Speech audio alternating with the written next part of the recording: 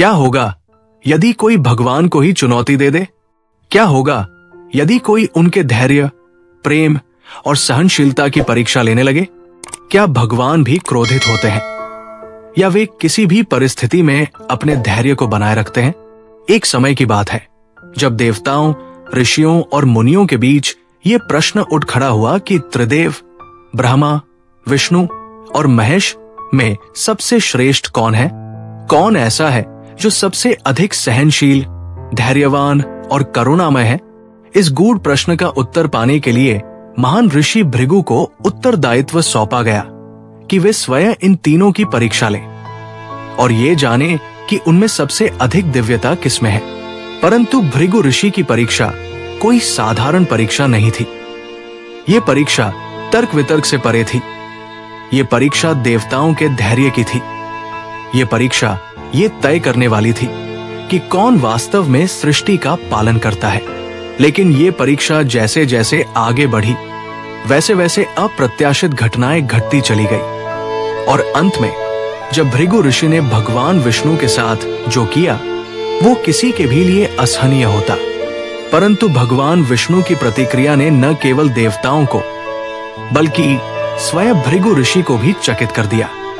ये घटना इतनी महत्वपूर्ण थी कि इसने ये सिद्ध कर दिया कि सच्ची महानता शक्ति में नहीं बल्कि प्रेम, धैर्य और क्षमा में निहित होती है। भृगु ऋषि सर्वप्रथम ब्रह्मलोक पहुंचे जहां उन्होंने सृष्टि के रचयिता भगवान ब्रह्मा का अपमान किया। उन्होंने जानबूझकर ब्रह्मा जी का अभिवादन नहीं किया और उनका निरादर किया। ये देखकर ब्रह्मा जी को क्रोध आ गया क्योंकि वे स्वयं सृष्टि के स्वामी थे और उन्होंने इस तरह के व्यवहार की कभी कल्पना भी नहीं की थी। परंतु उनकी पत्नी देवी सरस्वती ने उन्हें शांत किया और क्रोध त्यागने के लिए कहा, जिसके बाद ब्रह्मा जी ने अपने भावों को नियंत्रित कर लिया। इसके पश्चात भृगु कैलाश पहुंचे जहां भगवान शिव निवास करते थे। वहां भी उन्होंने भगवान शंकर का अपमान करने के लिए कटु शब्दों का प्रयोग किया।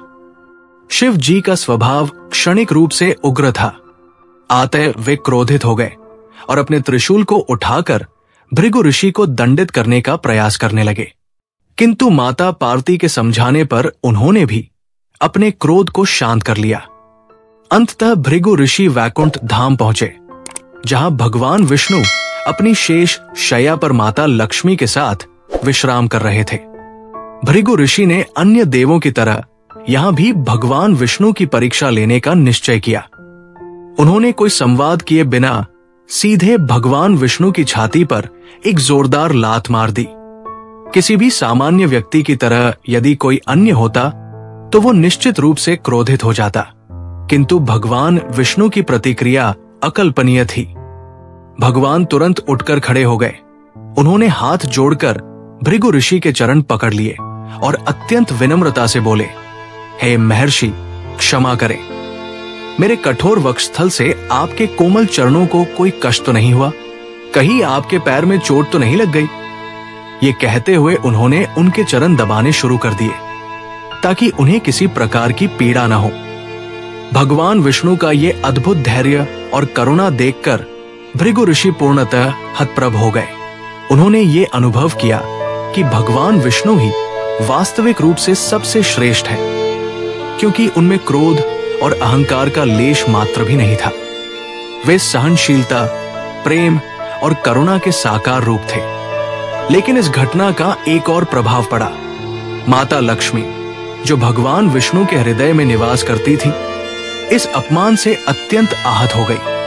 उन्हें यह स्वीकार नहीं था कि कोई उनके स्वामी का इस प्रकार निरादर करे। उन्होंने तत्काल भृगु ऋषि को शाप दिया कि उनके वंश के ब्राह्मण सदा धन संपत्ति से वंचित रहेंगे। यही कारण है कि भृगु वंश के ब्राह्मणों को भूख के शापित कहा जाता है, क्योंकि लक्ष्मी जी का आशीर्वाद उनसे दूर हो गया था। इस कथा का गूढ़ अर्थ यह है कि शक्ति और बुद्धि से अधिक महत्वपूर्ण धैर्य, सहनशीलता और क्षमा का गुण होता है। भगवान विष्णु ने जिस प्रकार अपमान सहकर भी भृगु ऋषि को आशीर्वाद दिया, वो ये सिद्ध करता है कि सच्चा ईश्वर वही होता है जो अपने भक्तों के प्रति स्नेह और करुणा रखता है, चाहे वे उसका परीक्षण ही क्यों न ले रहे हों। ये कथा हमें ये भी सिखाती है कि अहंकार किसी को भी श्रेष्ठ नहीं बनाता, बल्कि विनम्रता और प्रेम ही वास्तविक दिव्यता की पहचान है।